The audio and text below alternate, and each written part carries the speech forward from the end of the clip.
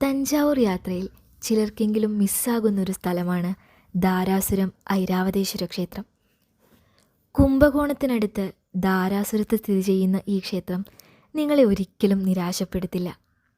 യുനെസ്കോയുടെ ലോക പൈതൃക പട്ടികയിൽ ഇടം നേടിയ ഈ ക്ഷേത്രത്തിൻ്റെ ഓരോ കോണിനും പറയാൻ ഒരുപാട് കഥകളുണ്ട്.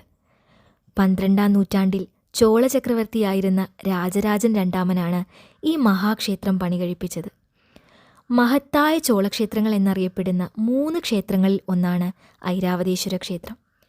തഞ്ചാവൂരിലെ പെരിയ കോവിലും ഗംഗൈകൊണ്ട ചോളപുരത്തെ ക്ഷേത്രവുമാണ് മറ്റ് 2 എണ്ണം. ഈ 3 ക്ഷേത്രങ്ങൾക്കും പൊതുവായ ചില സവിശേഷതകളുണ്ട്. ഇവയെല്ലാം ശിവക്ഷേത്രങ്ങളാണ്. ഐരാവതേശ്വരൻ എന്ന പേരിന് പിന്നിലും ഒരു കഥയുണ്ട്. ദേവന്മാരുടെ രാജാവായ ഇന്ദ്രൻ്റെ വെളുത്ത ആനയായ ഐരാവതത്തിന് ദുർവാസാഹു മഹർഷിയുടെ ശാപം കാരണം അതിൻ്റെ വെളുത്ത നിറം നഷ്ടമായി. നിറം വീണ്ടെടുക്കാൻ ഐരാവതം ഇവിടെ എത്തി ശിവനോട് പ്രാർത്ഥിച്ചു. ഐരാവതത്തിൻ്റെ പ്രാർത്ഥനയിൽ സംപ്രീതനായ ശിവൻ ക്ഷേത്രക്കുളത്തിൽ കുളിക്കാൻ ആവശ്യപ്പെട്ടു. ഐരാവതം കുളിച്ചപ്പോൾ അതിൻ്റെ നിറം തിരികെ ലഭിച്ചു. അങ്ങനെ ഐരാവതത്തിന് മോക്ഷം നൽകിയ ശിവൻ ഐരാവതേശ്വരൻ എന്നറിയപ്പെട്ടു. ഇതുപോലെ ഒരുപാട് കഥകളുണ്ട് ഈ ക്ഷേത്രത്തിന്.